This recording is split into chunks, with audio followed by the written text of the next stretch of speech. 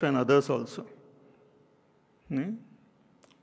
So, Jnana Yogena Sankhyanam, Karma Yogena Yoginam. Therefore, hey Arjuna, though in the second chapter I mentioned about Sankhya Buddhi and Karma Buddhi, and Sankhya Buddhi is the ultimate, but Karma Buddhi and following the path of Karma Yoga is very important.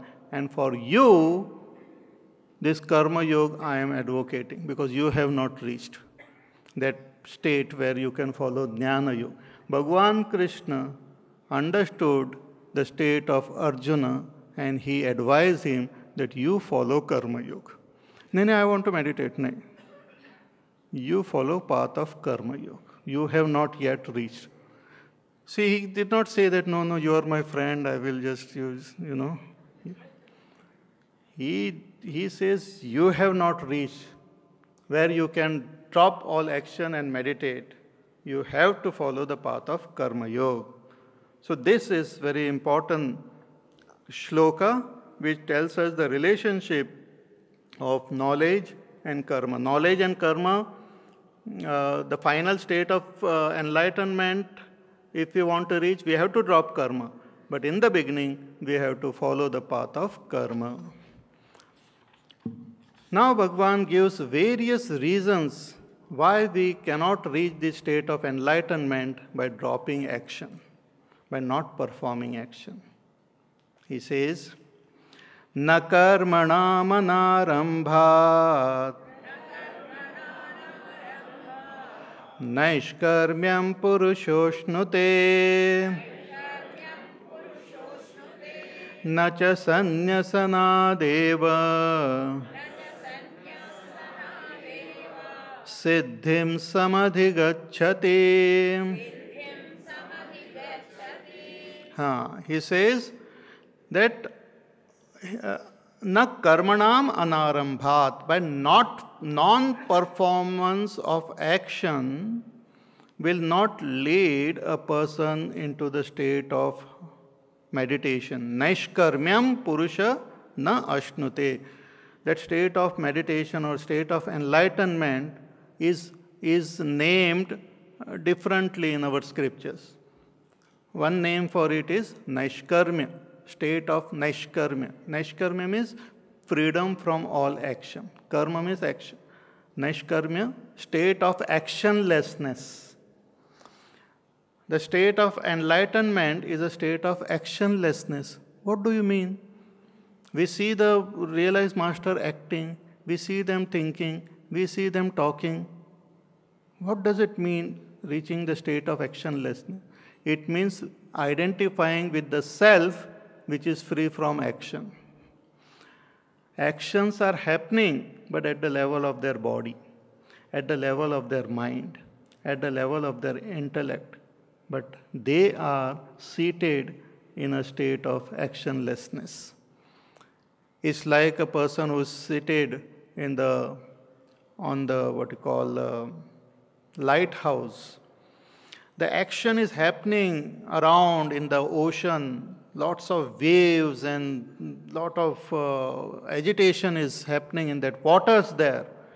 But the lighthouse is perfectly still, perfectly peaceful. Or sometimes you can see in our fans. There are certain fans in the center, they have nice light also, and the what is it called?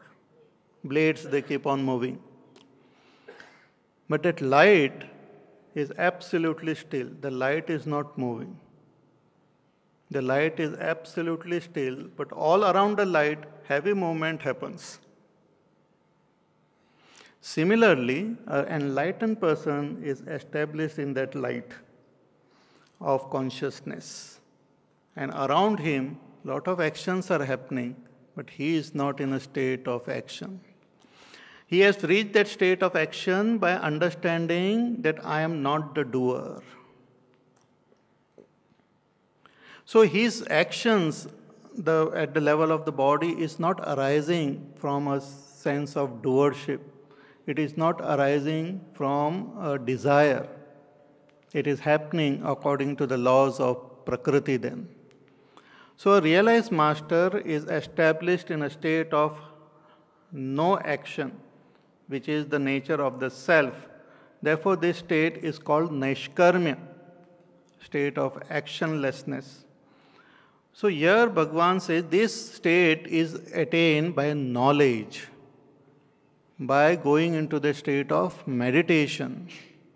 This state cannot be attained by not performing action at the physical level. Because even when we don't perform action, the sense of doership is still there. Whether we perform action forcefully at the level of our body or try not to act, still I have that sense of doership.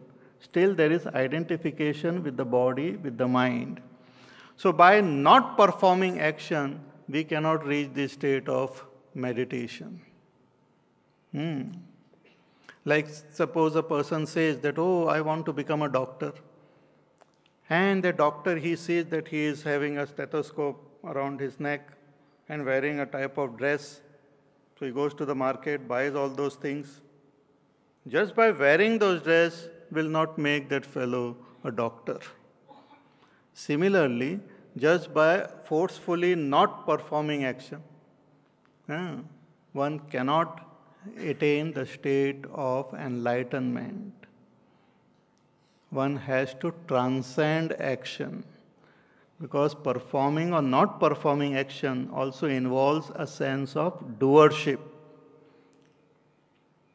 So, na karmanam anarambhat naishkarmyam purushah ashnute. A human being cannot attain the state of enlightenment by non-performance of action, nor can he attain the state of enlightenment by dropping all action and taking sannyas.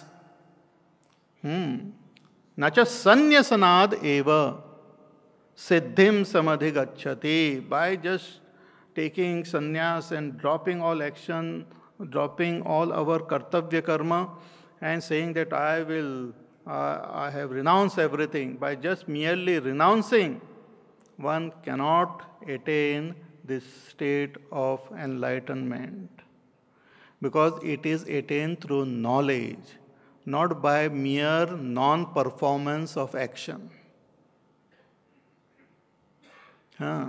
Meditation is not just non-performance of action.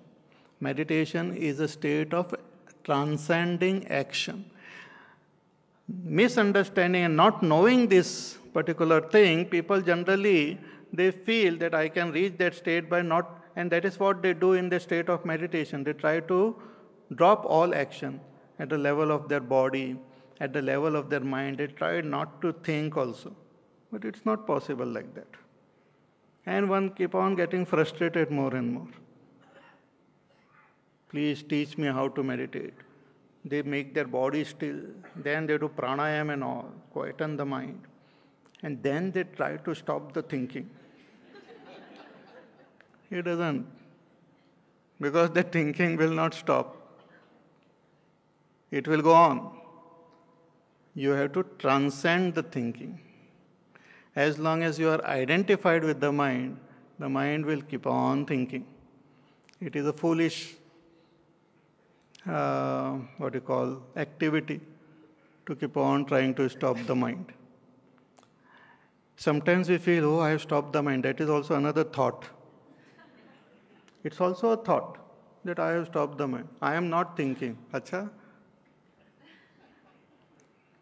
It's like somebody saying that I am not talking. So one cannot stop action from happening by force. And by not performing action, even if one attains that non-performance of action for a short time, one will not reach the state of enlightenment. So, nacha sanyasanadeva siddhim samadhigacchati. Why do you say so? See, this whole thing is revealed so logically. The most beautiful thing is to understand the logic, and then the whole thing will become very clear. So, if one says that one cannot attain the state of enlightenment merely by stopping the action, why not? Why not? What is the problem? So in the next words, Bhagavan says, nahi kaschit kshanamapi jatu tishthatya karma krita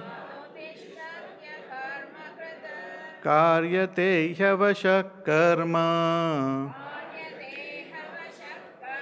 sarva prakriti jair gunaihi. He says that, hey Arjuna, you understand that nahi kaschik kshanamapi, that it is not possible even for a second to remain without performing action. Means even for a second you cannot stop the activities at the level of your body, your mind and intellect. It is not possible. Try not to circulate the blood in your body. I will stop all this traffic flow. In the city we can stop some VIP movement, we stop.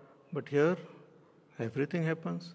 Try not to breathe for some few minutes. Try not to,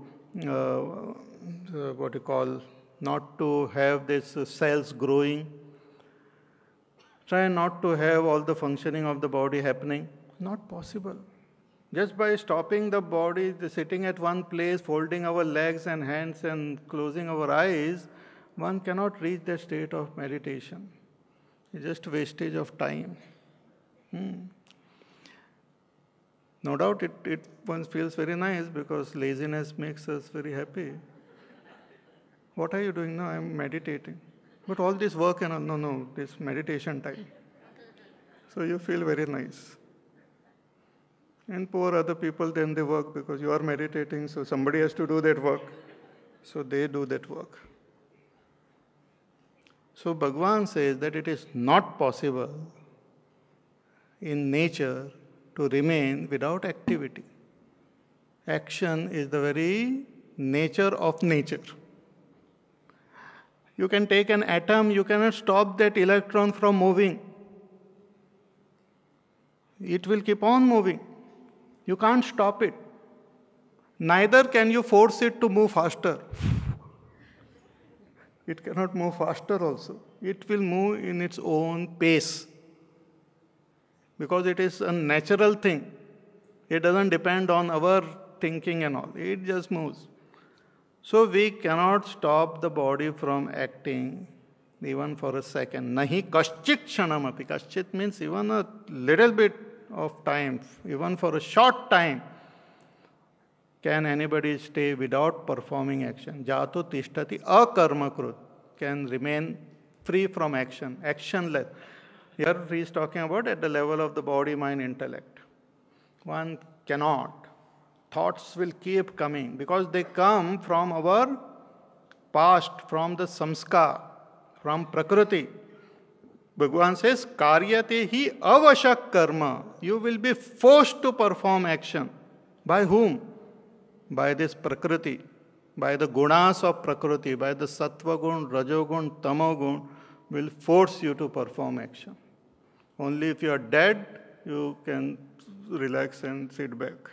But once we are alive, then the prakriti, our nature, will force action to happen. Even a person who is in coma, the action at the level of the body keeps happening. Still there is growth, still the hairs grow, still the nails grow. Can't stop. Similarly, at our speech, we keep talking in our mind. Our mind also keep creating thoughts and emotions constantly. So action cannot be stopped. Full stop. It cannot be stopped. And if one thinks that meditation is stopping action, then something wrong with that person. It is not stopping action, it is transcending action. It is going and recognizing our own self which is free from action. It's like the waves which are there happening in the ocean. You cannot stop the waves from happening, coming. But you can be on the shore, free from all waves, free from all movement, peaceful. That is possible. You can transcend the waves, but you cannot stop the waves from functioning. Similarly, we can transcend action by reaching